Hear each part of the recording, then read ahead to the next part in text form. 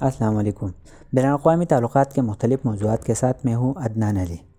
آج کی ویڈیو بین الاقوامی تنظیموں میں سے ایک تنظیم آسیان پر بنائی گئی ہے۔ آسیان ایسوسی ایشن for south East Asian nation, مطلب ساؤتھ ایسٹ ایشین نیشنز کا ایک تنظیم ہے جو آسیان کے نام سے مشہور ہے۔ آسیان کی تنظیم کا اعلان اگست 1967 کو تائی لینڈ کے دارالحکومت بینکاک میں کیا گیا۔ ابتدائی طور پر اس اعلان پر 5 ممالک کے وزرائے خارجہ نے دستخط کیے، بعد میں 4 ممالک نے اس کی رکنیت حاصل کر لی، جس کے بعد 2000 تک اس تنظیم کے ممبران کی تعداد 9 ہو گئی۔ اب اس تنظیم کی تعداد 11 ہے۔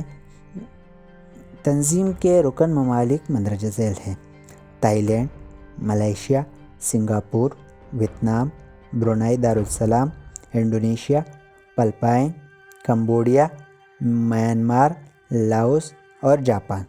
تنظیم کے مقاصد کچھ اس طرح تشکیل دیے گئے ہیں کہ مساویانہ بنیاد پر رکن ممالک کے درمیان اقتصادی اور سماجی ترقی کے عمل کو تیز کرنا، باہمی تعاون اور اشتراک سے اقتصادی، سماجی، ثقافتی، تکنیکی، سائنسی اور انتظامی شعبوں میں تیزی لانا، علاقائی امن کو فروغ دینا اور استحکام پیدا کرنا، زراعت، صنعت، تجارت اور مواصلاتی نظام میں تعاون اور ترقی کے ذریعے معیار زندگی کو بلند کرنا، تعلیم و تربیت کے مراکز قائم کرنا اور تحقیق کو فروغ دینا۔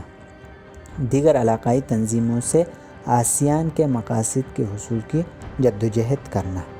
ہم دیکھتے ہیں کہ آسیان تنظیم روز اول سے ایک زبردست تنظیم ثابت ہوئی ہے اور رکن ممالک خوب ترقی کرتا چلا آ رہا ہے۔ تو اس کی تنظیمی ڈھانچہ کچھ اس طرح تشکیل دی گئی ہے کہ آسیان کا ایک مستقل سیکریٹریٹ 1976 کو انڈونیشیا کے شہر جکارتہ میں قائم کیا گیا ہے۔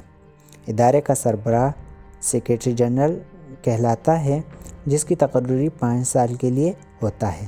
سیکریٹری جنرل کے علاوہ ذیلی کمیٹیاں قائم کی گئی ہیں جو مختلف افعال انجام دیتی ہیں۔ ان کمیٹیوں کے نام درجہ ذیل ہیں: حفاظتی و اطلاعاتی کمیٹی، ڈیفنس، اور جو اطلاعات نشر کرتی ہے کمیونیکیشن کی، اس کی ایک کمیٹی ہے۔ یہ اپنی جو بجٹ ہے، جو ڈیفنس بجٹ ہے، اس کو دیکھتی ہے، اور جو نشر و اشاعت کی ذمہ داری ہے وہ دیکھتی ہے۔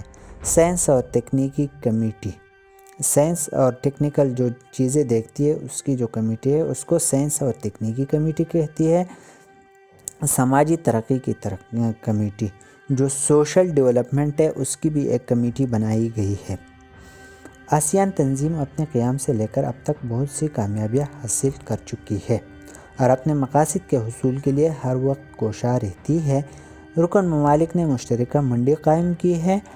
ان رکن ممالک میں سے جاپان جو بڑی منڈی کا مالک ہے، ٹیکنالوجی میں بہت بڑا نام ہے اس کا، تو وہ بھی اس تنظیم کے لیے خوب کوشش کرتا ہے کہ یہ تنظیم آگے بڑھے اور خطے کے عوام کی یا خطے کے جو ممالک ہیں ان کی معیار زندگی بلند ہو اور وہ خوب ترقی کرتا چلے۔